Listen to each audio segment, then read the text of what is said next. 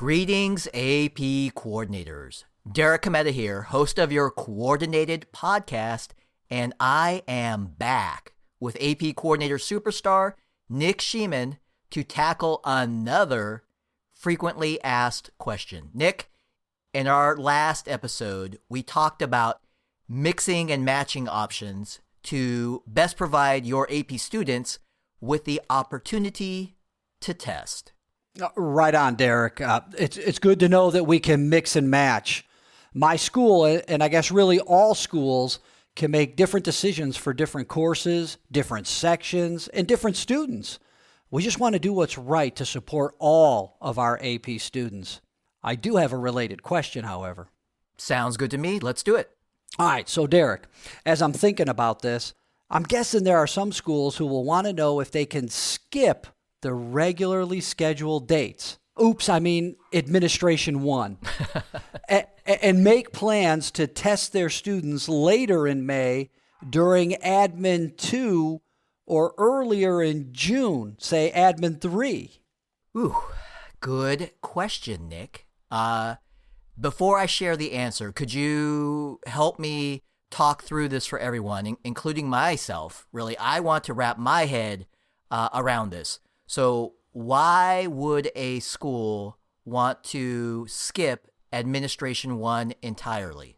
All right, so here's what I'm thinking, Derek. I can think of two reasons quickly. One, if a school got off to a later start in the year, so like if they lost instructional time at the beginning of the school year, I can imagine that some of those AP teachers might be extremely interested in maybe getting those additional 2 weeks in of classroom instruction.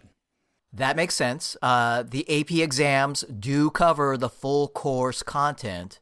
Okay, so what's the other reason, Nick? Well, I'm thinking there's some schools out there that are fully remote. They're going to open campus up for world language testing, so that's doable. But they may not really want to have students on site for all the other AP exams. Yeah, that makes sense too. Really good points.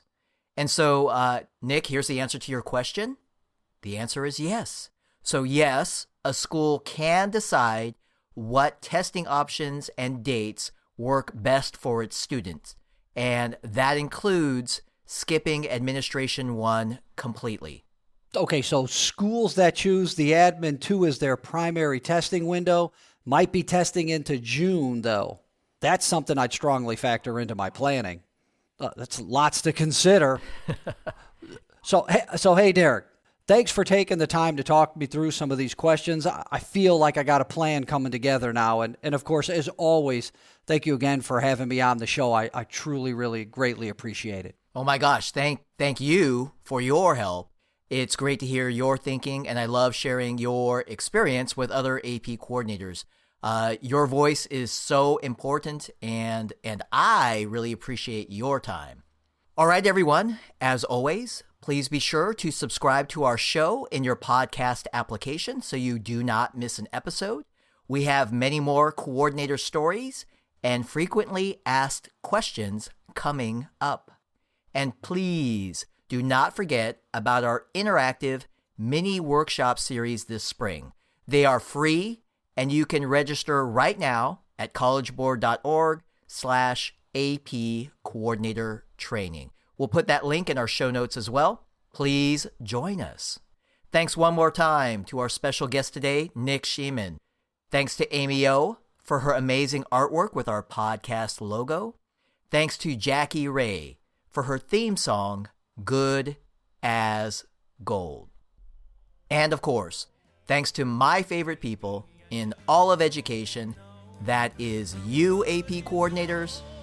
No doubt, you are always good as gold.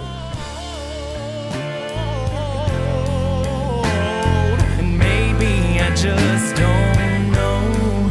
I'll say it over and over and over again till I believe it's so.